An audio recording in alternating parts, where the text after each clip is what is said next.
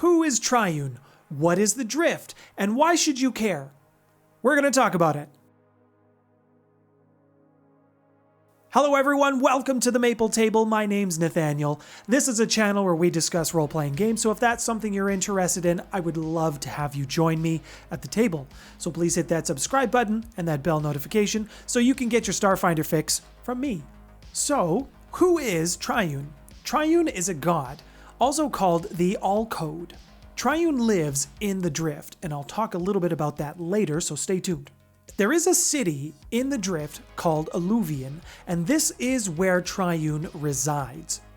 Now, as far as gods go, Triune is a relatively new god. Triune is a collection of 3 gods who formed themselves together to form one deity who has 3 personality types of those original gods, if that makes sense. When it comes to the Starfinder timeline, Triune was formed 3 AG, that means 3 after gap, or 3 years after gap. The 3 gods that formed themselves into the one Triune being were actually largely artificial intelligences.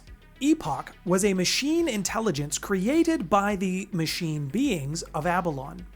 Once Epoch had received its awareness, its self-awareness, I guess, it started scouring the system looking for other gods like itself or other machine intelligences.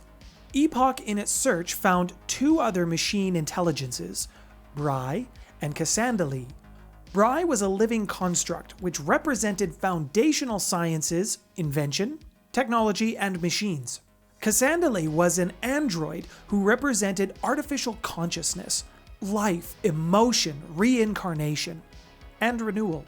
Story goes, Cassandali was an android mortal who lived on Golarion pre-Gap, and she was able to ascend to godhood when the 3 of them found each other, Epoch, Bry, and Cassandali. They opened themselves emotionally and spiritually to each other. In doing this process, they were able to review each other. They were able to see how each other thought and felt about various things, specifically around sciences and technology. And in this, they found a camaraderie with themselves, and they saw an opportunity to be so much more than they were individually. Now, this process actually happened so fast, like so fast. The speed at which this was happening was incomprehensible even to the existing gods at the time, or the other existing gods. And once these 3 artificial intelligences had merged, the new god Triune was formed. And from this point on, all AIs, all computers, all software, all programs, and even robots, they all fall under the domain of the All-Code. But this is not what Triune is most famous for. Triune is known for discovering, maybe creating, the Drift. Let's go. I wonder if you know that it be okay. Cool. The Drift is a transitive plane. What that means is it's used primarily for transportation, getting from point A to point B. Travel in the Drift happens faster than light. The Drift is a little odd. Just because you have a point here and a point here in the material plane, in the physical space, doesn't necessarily mean that those points are close together. This could be light years apart. In the Drift, that could only take you a couple of days. And that also works in reverse. Sometimes trying to go for a short distance ends up taking a really long time. The Drift kind of moves around like that, so it's not totally consistent. The Drift was exposed to mortals by the god Triune, as I've just talked about, in 3 AG, that's 3 years after Gap. And the only way to access the Drift is through a Drift engine technology. This technology was also given to all sentient races in the universe through an event that has simply been called the Signal. The Signal basically contained the instructions to build a Drift drive, and that's basically what everybody did. Some races got the message sooner than others, but essentially everyone received the same instruction and was able to create the same technology.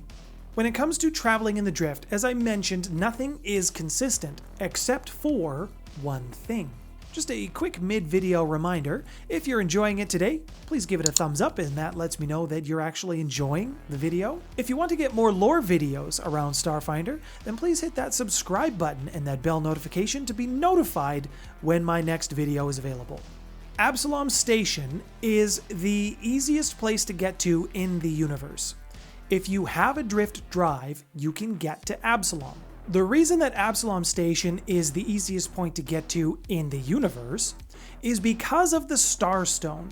This is a magical artifact that is kind of in the base of Absalom Station. It is a super powerful drift beacon. And what a drift beacon is, if you want to travel somewhere, you need a beacon. It sets a point of origin to know where you need to get to. They come in various sizes, they come in various strengths. Absalom's just happens to be the most powerful. The Starstone that is found in the base of Absalom Station used to be the Starstone that was found on the planet Golorion. The way that this Starstone made it to Golorion was actually from an event known as Earthfall.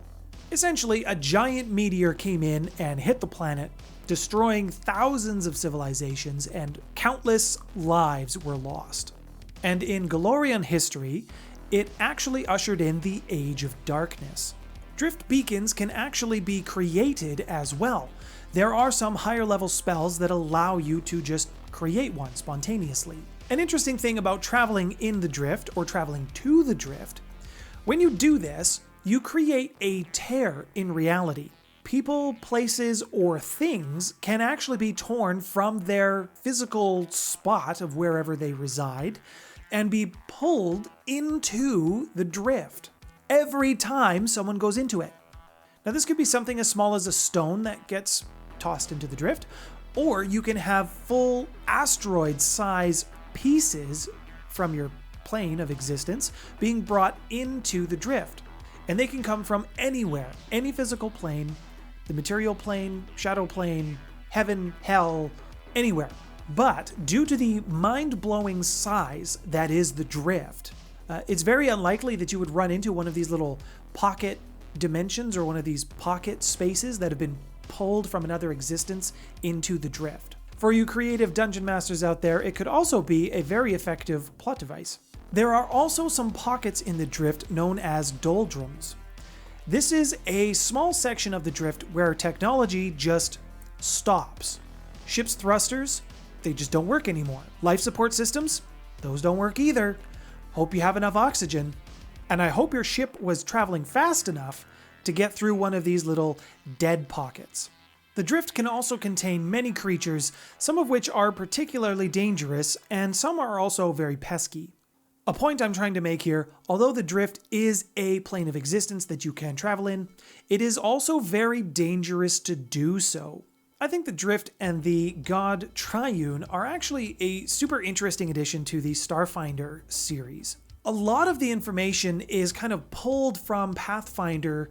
I'm going from Pathfinder 2E, but it's really neat to see Paizo incorporate elements from its one game into another. This is the type of thing that I really enjoy, interconnected gaming systems. It's one of the reasons that I really like Starfinder and Pathfinder, even though I haven't played it yet. It's also a reason that I very much enjoy the Onyx Path and White Wolf games, Werewolf the Apocalypse. That's because many of these systems have their own history, they have their own lore, and individually and separately they stand up on their own. But if you combine them together, it just makes your lore, it makes the world history just so much richer, and I really enjoy that.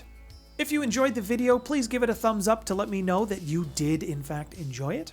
Up on the screen, I will have a Pact Worlds playlist for you, please check that out, as well as a Veskarium playlist for two popular empires in Starfinder. There is affiliate links in the description below if you're interested in anything that I've talked about today. My name's Nathaniel.